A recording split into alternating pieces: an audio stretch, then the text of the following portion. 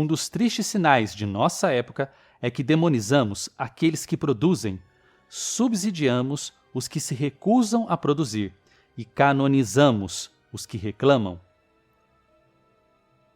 Thomas Sowell, o intelectual autor dessa citação, está com 91 anos de idade. E posso adiantar que enfrentar a sua obra é algo bem desafiador.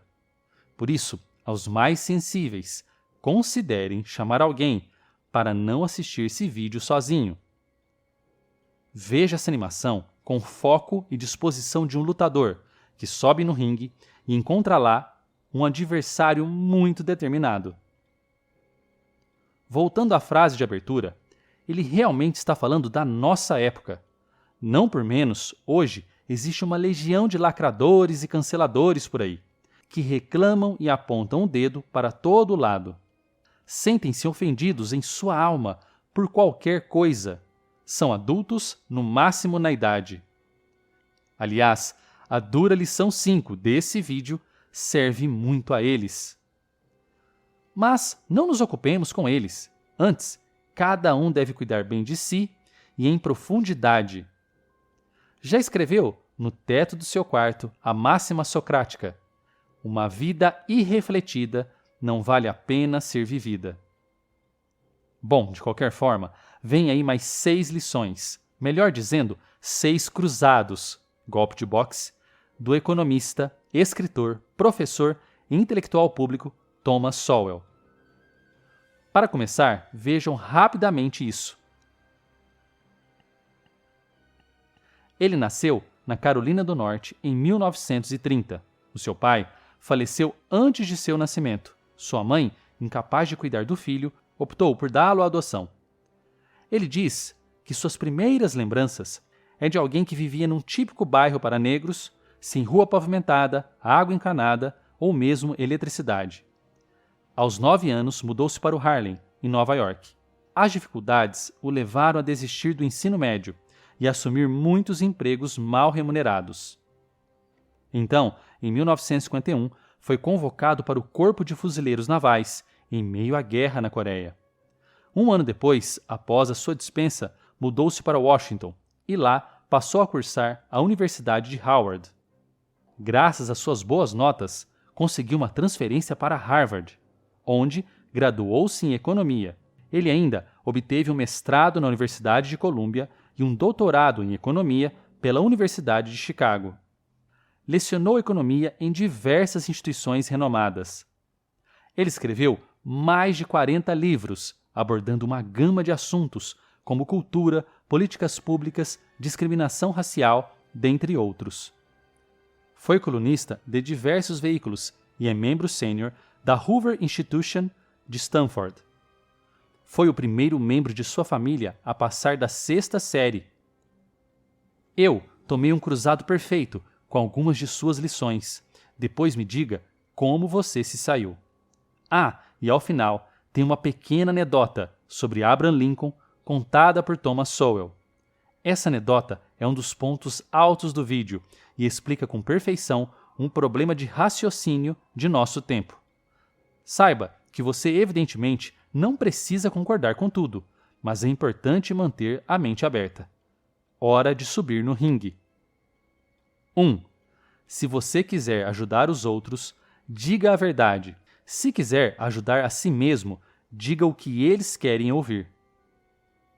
Se você não diz a verdade, e você pode dar muitas desculpas para não fazê-lo, saiba que no fundo você apenas está pensando em si mesmo. Ao menos, assuma essa verdade. Essa lição é realmente muito difícil. Seja como for, uma vida de mentiras não vale a pena ser vivida. Vamos ao segundo round. 2. Se você sempre acreditou que todos deveriam jogar pelas mesmas regras e ser julgados pelos mesmos padrões, isso teria rotulado de radical há 50 anos, liberal há 25 anos e racista hoje. O Dr. Jordan Peterson faz uma indagação que pode nos ajudar com essa reflexão. Imagine que seu pai precisa de um neurocirurgião. Qual neurocirurgião você escolheria? Sem nenhum cinismo, todos procurariam pelo neurocirurgião mais competente possível. De maneira geral, procuramos o mais competente. Isso serve para o médico, o encanador, o eletricista, o contador e assim por diante. Competência em nossa civilização, como ainda ensina Peterson, presume inteligência e conscienciosidade. Precisamos dela e devemos recompensá-la. Isso é bom para a sociedade como um todo. Competência é sem dúvida um padrão justo, pelo qual devemos ser julgados. Se a internet em minha residência falha, o técnico que gostaria de ver aqui é o mais competente possível. Sowell alerta que, na atualidade, esse padrão, por exemplo, pode ser considerado um absurdo. Lição 3. A concorrência faz um trabalho muito mais eficaz do que o governo na proteção dos consumidores. Concorrência é pressuposto de inovação. Ela obriga os empreendedores a melhorarem constantemente seus serviços e produtos e também o seu atendimento para poder continuar no mercado. Isso é ótimo para os consumidores, é claro. Já empresas que vivem com monopólio protegido pelo governo não precisam sair de sua zona de conforto. Afinal, elas têm proteção e crédito do Estado. Como ainda afirma o autor, você sempre pode manter qualquer coisa velha, desajeitada e ineficiente, ainda nos negócios, se estiver disposto a despejar quantidades ilimitadas de dinheiro dos contribuintes em um poço sem fundo. Pense em como usar isso, a ideia da concorrência, na sua própria carreira, em seus negócios ou em qualquer outro projeto que você deseje. Lição 4. Grande parte da história social do mundo ocidental, nas últimas 3 décadas, envolveu substituir o que funcionou pelo que parecia bom. Em área após área, crime, educação, habitação, relações raciais. A situação piorou depois que as novas e brilhantes teorias foram colocadas em operação. O surpreendente é que essa história de fracasso e desastre não desencorajou os engenheiros sociais, nem os desacreditou. Essa citação abarca um grave problema: a ideia de que as coisas podem ser decididas e implementadas de cima para baixo. O efeito top-down é algo muito comum em decisões políticas.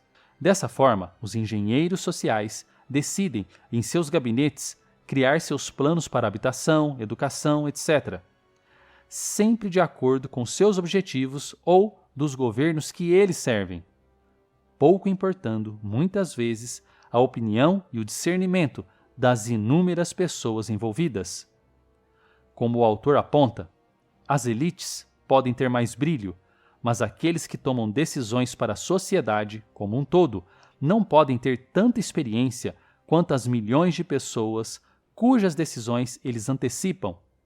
A educação e o intelecto das elites podem levá-las a ter presunções mais abrangentes, mas isso apenas os torna mais perigosos para a liberdade, bem como para o bem-estar do povo como um todo. Certamente, não é uma reflexão que as elites políticas gostam. Você já percebeu isso? Coloca nos comentários. Lição 5. Maturidade não é uma questão de idade. Você amadureceu quando não está mais preocupado em mostrar o quão inteligente você é e dá toda a sua atenção para fazer o trabalho direito. Muitos nunca chegam a esse estágio, não importa quantos anos tenham. Quando a preocupação é mostrar a suposta inteligência, então o que temos não é maturidade, e sim vaidade. Muitos comentários nas redes sociais revelam pessoas que não leram direito e não entenderam o ponto de vista do comentário que ela está criticando. É um comentário de quem precisa se autoafirmar, talvez até por algum complexo de inferioridade. A partir da referência dada pelo autor, devemos nos perguntar: estamos dando toda a atenção e fazendo o nosso trabalho da melhor forma possível? Essa lição até se conecta com a primeira, sobre a competência. E agora, a lição 6. O fato de tantos políticos bem-sucedidos serem mentirosos sem vergonha não é apenas um reflexo deles, é também um reflexo sobre nós. Quando as pessoas querem o impossível, só os mentirosos podem satisfazer. Sei que vou receber algumas críticas por dizer isso, mas acho no mínimo estranho ver pessoas chamando políticos até de pai, ou mesmo depositando todas as suas esperanças e até o seu futuro na mão dessas pessoas. Isso não acontece com apenas um partido ou liderança política. É triste a pessoa não assumir a própria vida, a própria responsabilidade e confiar cegamente numa liderança assim. É viver de ilusão.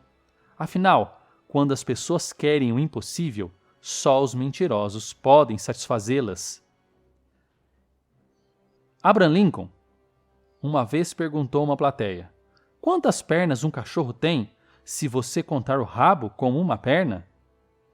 Quando eles responderam 5, Lincoln disse a eles que a resposta era 4. O fato de você chamar a cauda de perna não a torna uma perna. Hoje temos em diversos setores da sociedade muita gente gritando que rabo é perna. Apesar dos gritos e da clara ameaça à liberdade de expressão, uma mentira não se torna verdade.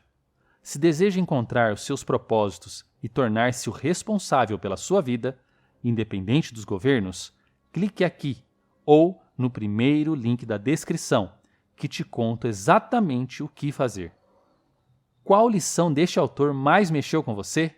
Coloca nos comentários. Inscreva-se no canal, ative o sininho e até a próxima.